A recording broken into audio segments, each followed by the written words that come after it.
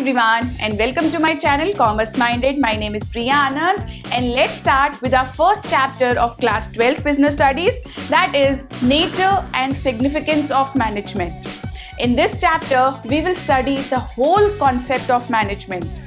इस चैप्टर में मैं आपको बताने वाली हूँ कि मैनेजमेंट क्या है and why is it important and what are its features, उसकी बहुत सारे फंक्शंस पढ़ने वाले हैं एंड एटसेट्रा. तो क्या क्या चीज़ें इंक्लूडेड होती है मैनेजमेंट में and why this management plays a very important role in any type of an organization. So let's start with this chapter. First of all, we should know the meaning of management. I will start this topic with a very simple example. Let's say you have your exams next month. तो सबसे पहली चीज़ आपके mind में क्या आएगी? Obviously, books कहाँ हैं? You will go and search for books. This is one thing. Then you will definitely go and search for teacher. अपने टीचर के पास जाओगे कि मैम ये वाला चैप्टर का मेरा एग्जाम है. हो सकता है आप अपनी कोचिंग टीचर्स भी ढूंढो, ठीक है, उसके लिए रेफरेंस बुक्स ढूंढो and accordingly you will make a proper time table.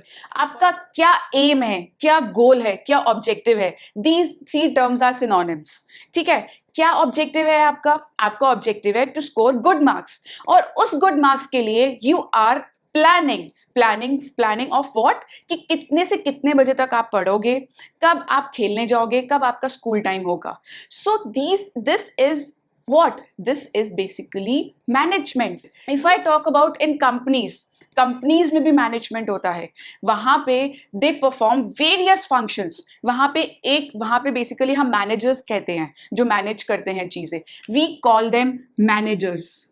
Managers कौन होते हैं? जो बेसिकली बहुत डिफरेंट फंक्शंस परफॉर्म करते हैं. फॉर एग्जांपल एक बहुत बड़ी कंपनी है, वहाँ के लिए हम पहले ऑब्जेक्टिव प्लान करेंगे, उसके बाद किस तरीके से वो ऑब्जेक्टिव अचीव होगा उसकी प्लानिंग करेंगे. We will appoint employees also, है ना, ये सब चीज़ें होंगी. Basically we have three things. Number one, we have process, we have effectiveness, we have efficiency. आपकी बुक में मैनेजमेंट की डेफिनेशन इस तरीके से दी होगी. Management is the process of getting things done effectively and efficiently. अब यहाँ पे प्रोसेस आ गया, this is one thing. You have effectiveness also and efficiency also. So in this definition we have three terms. अब मैं आपको बता दूं कि business studies is all about keywords. आपको कीवर्ड्स की हेल्प से ही आपको मार्क्स मिल सकते हैं. अगर आप नॉर्मल सी चीज़ें लिखोगे, अपनी लैंग्वेज में लिखो, but you need to focus on keywords also. So in this definition, management की डेफिनेशन में you will have process, effectiveness and efficiency. इन तीन चीज़ों का मीनिंग पता चल गया तो मतलब आपको मैनेजमेंट की डेफिनेशन लर्न हो गई and management is done on your part. ठीक है, सो लेट्स स्टार्ट विद प्रोसेस. अब जैसे कि मैंने आपको बताया कि बहुत सारे फंक्शंस परफॉर्म करते हैं. For example you did various functions. आपने बहुत सारे टाइम टेबल भी बनाया, आपने नोट्स भी प्रिपेयर करे, तो आपने ये बहुत सारी चीज़ें करी just to achieve that goal. And what was your goal? To get good marks. So in companies also we have various functions. हम उन functions को कहते हैं process. और उन functions में we have planning, then we have organizing, then we have staffing. Planning, organizing, staffing, then we have directing, then finally we have controlling. 1 2 3 4 5 functions. POSDC.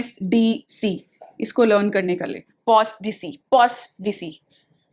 Very simple. So sequence में होती हैं ये सारे functions and these functions are basically process of management.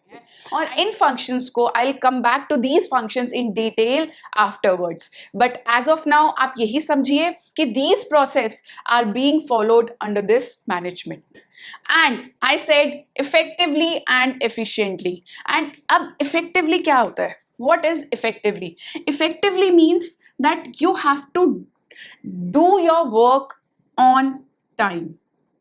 For example, you have decided that you will be learning chapter number 1 in 3 days. And if you are able to learn that chapter in 3 days, that means you are effective in your work. So that is effectiveness, that you are achieving that given target on time. But what is efficiency? Efficiency means ठीक है, आप काम तो कर रहे हो, वो बहुत अच्छी बात है, but with less cost. इसको मैं लेस इनपुट भी बोल सकती हूँ, लेस रिसोर्सेज भी बोल सकती हूँ। Less cost, less inputs and less resources. Resources का क्या मतलब है? जैसे कि हमारे साधन है, जो भी हम अपने ऑर्गेनाइजेशन में गोल्स अचीव करते हैं। तो अगर मैं अपना टारगेट अचीव कर रही हूँ with less cost, with minimum resources, this means I am efficient also. For example, you have, let's say you have completed chapter number 1 with in 3 days. It means this is effectiveness, and आपने यही decide किया हुआ था कि मैं 3 दिन में अपना चैप्टर कंप्लीट कर लूंगी। और अगर मैं ये बोलूं कि आपने वो चैप्टर कंप्लीट करने के लिए आपने बहुत ज़्यादा रिसोर्सेस का यूज़ किया, मतलब अगर जो आपका चैप्टर एक बुक से कंप्लीट हो जाता, आपने दूसरी रेफरेंस बुक खरीद ली जाके। अब इससे क्या हुआ? आपके एक्सपेंस बढ़ गए, बट यहाँ पे आप इफेक्टिव तो रहे but non-efficient रहे। Why? Because you have wasted your money in another reference book also. हो सकता था कि आप एनसीईआरटी से भी कर सकते थे चैप्टर नंबर 1, बट आपने 2-3 जाके बुक उठा ली, तो उससे क्या हुआ? आपके पैसे वेस्ट हुए। तो यहाँ पे आप नॉन एफिशिएंट कहलाओगे। Similarly in organization also, if you are achieving your target on time but with less cost, this means you will be efficient. मैं एक एग्जाम्पल देती हूँ बहुत अच्छा कंपनीज का। लेट्स से आप एक प्रोडक्शन में काम करते हो, लेट्स से वहाँ पे ज़ारा के क्लोथ्स प्रोड्यूस होते हैं, ठीक है। अब वहाँ पे प्रोडक्शन होती है ज़ारा के क्लोथ्स की। अब आपको एक महीने में 10,000 यूनिट्स प्रोड्यूस करने हैं, 10,000 क्लोथ्स की यूनिट्स हैं वो प्रोड्यूस करने हैं इन अ मंथ, ठीक है जी। आपने कंप्लीट करके दे दिए, बट आपने क्या करा? इस टारगेट को पूरा करने के लिए आपने डबल शिफ्ट्स लगाए। टाइमिंग्स थे काम करेंगे सिर्फ फ्रॉम 10 AM to 5 PM, आपने 10 AM to 8 PM तक काम करा just to achieve that target. अब आप इफेक्टिव तो कहलाए बट एफिशिएंसी नहीं हुई। क्यों? क्योंकि आपने वो जो बहुत एक्स्ट्रा काम किया, वहाँ पे इलेक्ट्रिसिटी भी ज़्यादा यूज़ हुई, वहाँ पे प्रोडक्शन की मशीनरी भी ज़्यादा यूज़ हुई, एम्प्लॉयज़ को भी बहुत ज़्यादा रखा, तो इट मीन्स आपने बहुत ज़्यादा अपनी कॉस्ट यूज़ कर दी, and now you have achieved your target, you are effective but not efficient. तो यहाँ पे इफेक्टिव होने के साथ साथ you have to be efficient also. That is the meaning of effectiveness and efficiency. और यहाँ पे अगर आप सोच रहे हो कि एफिशिएंट हो जाओ, आपके यहाँ पे 20 वर्कर्स काम कर रहे हैं, 20 को हटा के आपने 10 वर्कर्स कर दिए, तो यहाँ पर आप अचीव कर पाओगे? नहीं कर पाओगे। यहाँ पे आप एफिशिएंट तो हो गए कि आपने अपना कॉस्ट रिड्यूस कर दिए, 10 लोगों की सैलरी कम कर दी, बट आप 10,000 यूनिट्स ही नहीं प्रोड्यूस कर पाओगे। तो इस केस में you will be called as efficient but not effectiveness. That is the difference between effectiveness and efficiency. So crux is management is basically the process of getting things done with the aim of achieving objective effectively and efficiently. That's all for the definition of management. So let's start with a case study. I am taking one question, one case study from the book. आप किसी भी book से ले सकते हो, मैंने एक normal सी book से लिया है, एंड आपको वो केस स्टडी आपके स्क्रीन पे ऑलरेडी आ चुकी होगी। So what is the case study? During festival season, ABC Limited received a new order of 10,000 mobile phones to be delivered in 10 days. तो 10,000 मोबाइल फोन्स को हमने कितने डेज में डिलीवर करने हैं? 10 डेज में। Okay, so failing which the contract will be null and void. To complete this, production manager planned to outsource the production so that order could be delivered on time. Outsource मतलब बाहर वाले को दे दिया। अब वहाँ पे क्या outsource करने पे क्या हुआ? उसकी cost जो है 30% increase हो गई। 30% increase हो गई। Do you think the production manager performed duties effectively and efficiently?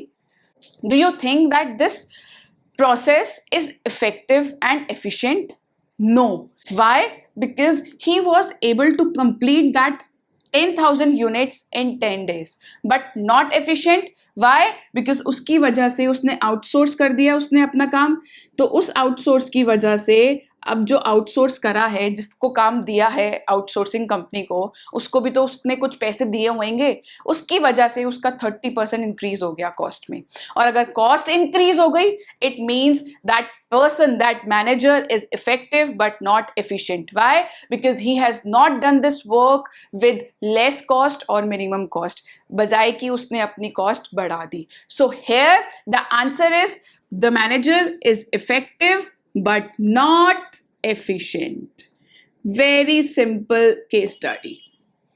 और जहाँ पे भी बस याद रखो, एक मैं आपको एक बहुत इंपॉर्टेंट चीज़ बताती हूँ बिजनेस स्टडीज़ की. Business studies is all about keywords. You need to know the keywords. आप इफेक्टिवली एफिशिएंटली याद कर लो वर्ड ये. आप ये नहीं लिख सकते मिनिमम कॉस्ट लो कॉस्ट, वो एफिशिएंट का मीनिंग है. But in the exam, if you are writing if that person is efficient, that person is not efficient, it automatically means that that person is using the resources, less resources in order to achieve the objective. So keywords बहुत important है.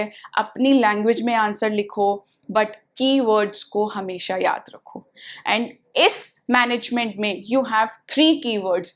मैं हर topic के बाद keywords बताऊंगी जिसको आपको याद करने पड़ेंगे. कीवर्ड्स को लर्न करना ही है. जैसे हम इंग्लिश में वर्ड्स यूज करते हैं ना, different difficult words, synonyms use करते हैं, वैसे बिजनेस स्टडीज में भी आपको लर्न करने पड़ेंगे. सो यू हैव, अब यहाँ पे आज हमने 3 नए वर्ड सीखे. Number 1 process. प्रोसेस में क्या करती है मैनेजर्स, बहुत सारे फंक्शंस करती हैं, वो हम डिस्कस करेंगे बाद में. और POSDC मैं आपको समझा चुकी हूँ. Then effectiveness, then efficiency. ये 3 words, these 3 words are the keywords of management. बस हो गई मैनेजमेंट की डेफिनेशन याद, एंड एक केस स्टडी भी हो गया. Thank you so much for watching my video. And अगर आपको मेरी वीडियोस अच्छी लग रही है, do tell me in the comment section and please share as much as you can. And if you have any query, do ask me. Thank you so much.